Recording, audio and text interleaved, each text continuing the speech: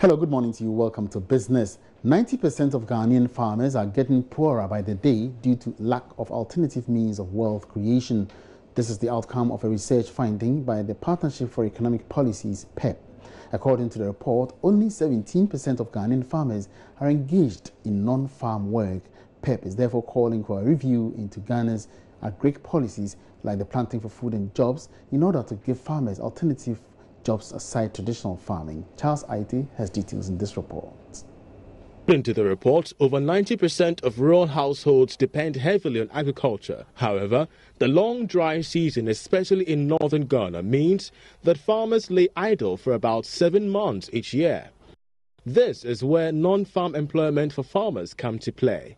Dr. Paul Kwame Ekebe is lead researcher of the project and senior lecturer at the University of Development Studies, UDS. He shared with JoyBusiness some findings of the research. We noticed that about 17% of them are more likely to participate in the market if they are engaged in one form of non-farm activity or the other. What is a non-farm activity? Non-farm activity, these are activities that take place outside the farm. For example, I mentioned, what's the name, shea butter processing. Key among the recommendations was for governments to review its Planting for Food and Jobs program to include non-farm employment programs for farmers.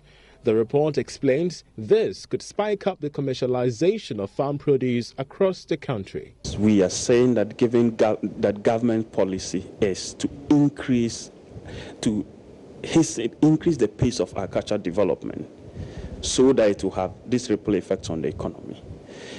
To do so, then let's see how we encourage non-farm engagements by farmers.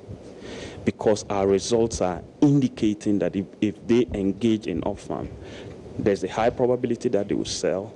There's a high probability that they will sell larger quantities. Meanwhile, the team from the Partnership for Economic Policy, PEP, has presented its policy brief to the Ministry of Food and Agriculture for further deliberations.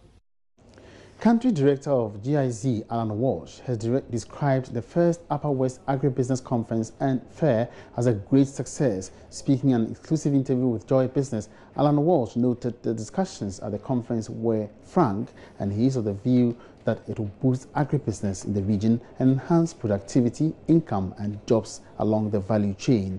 JoyNews' Upper West correspondent Rafiq Salam reports.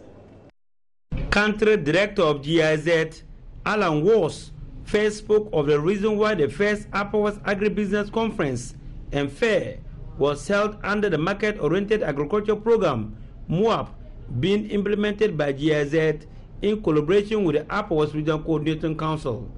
The event was co-funded by the European Union and the German Cooperation. As a fair and a conference to come into dialogue and to mark a point or to give a milestone of development.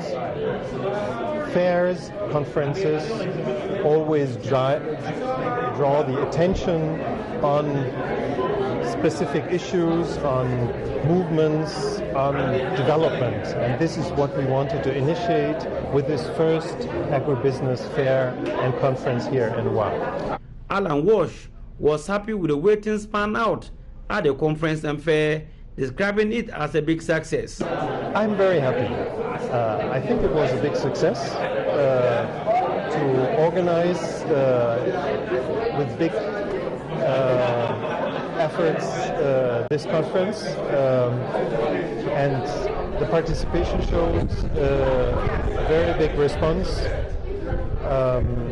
and the discussions we had were very fruitful.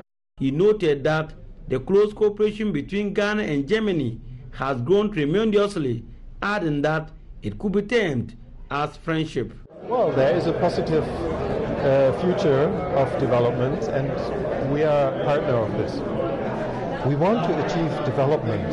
We want to participate in the development process, and that the livelihoods of people. Reporting for Joy Business, Rafiq Salam. Wow.